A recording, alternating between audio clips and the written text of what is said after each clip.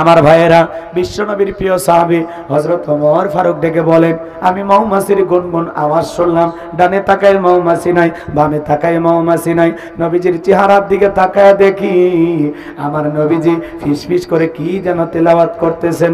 হযরত ওমর ফারুক ডেকে বলেন, আমার বোঝার বাকি রইল না, আসমান থেকে নবীজির উপরে কোরআনুল কারীম নাজিল হচ্ছে আর বিশ্বনবী কোরআনুল কারীম রিসিভ করতে ব্যস্ত। বলুন আল্লাহু আকবার। তাহলে মৌমাছির বনবন ভনবন আওয়াজ হলে কোরআনুল কারীম নাজিল হয়। দপ্তরি ছুটির ঘন্টায় বাড়ি মারে টনটন আওয়াজ হলে কোরআনুল কারীম নাজিল হয়। নবীজি যখন ঘোড়ার উপরে থাকতেন ওই সময় যদি কোরআনুল কারীম নাজিল হইতো, ওহির ভারে ঘোড়ার পা গুলো বালুর ভিতরে ডেবে যেত। বলেন আল্লাহু আকবার।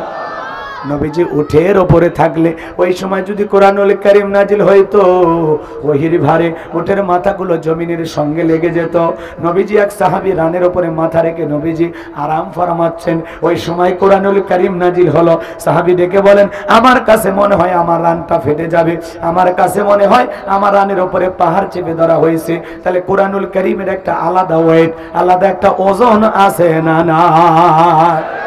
দীর্ঘ 23টি বছরে নবীজির উপরে আল্লাহ তাআলা কোরআনুল কারীম নাজিল করেছেন।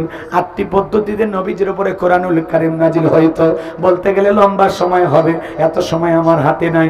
আমি যে কথা বলতে চাই আমার ভাইয়ারা, দীর্ঘ 23টি বছরে নবীজির উপরে যে কোরআনুল কারীম নাজিল হয়েছে, ইমদাদিয়া লাইব্রেরি ছাপাইয়া মুসলমানের ঘরে ঘরে 200-300 টাকার বিনিময়ে কোরআন পৌঁছায়া দিয়েছে।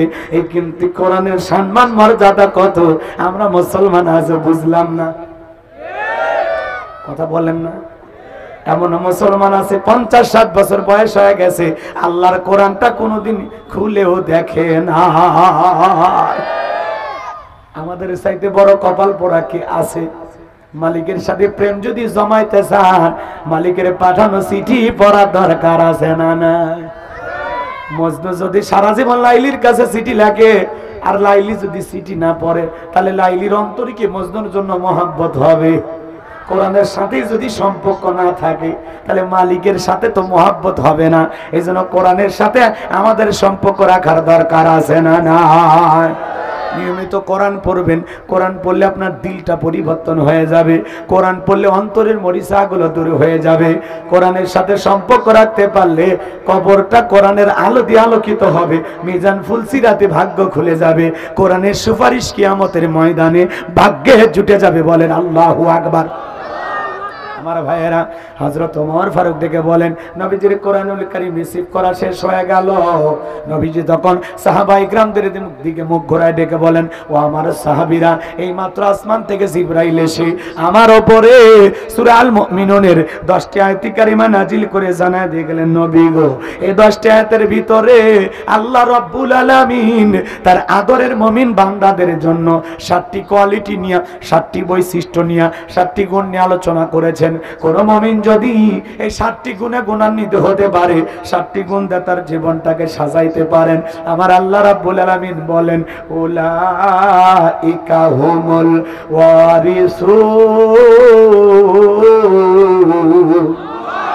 আল্লাযীনা ইয়ারিসুনাল ফিরদাউস হুম ফিহা খালিদুন।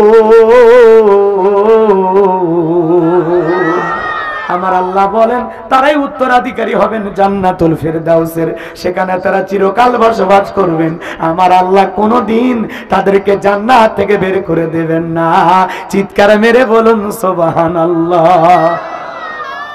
বাবা মারা গেলে ওয়ারিশ সূত্রে সন্তান যেরকম বাবার সম্পত্তির ভাগ পায়, কোন মুমিন যদি এই 7টি গুণাবলী অর্জন করে মারা যেতে পারে, তার নামে জান্নাতুল ফিরদাউসে জায়গা বরাদ্দ থাকবে। বলুন সুবহানাল্লাহ।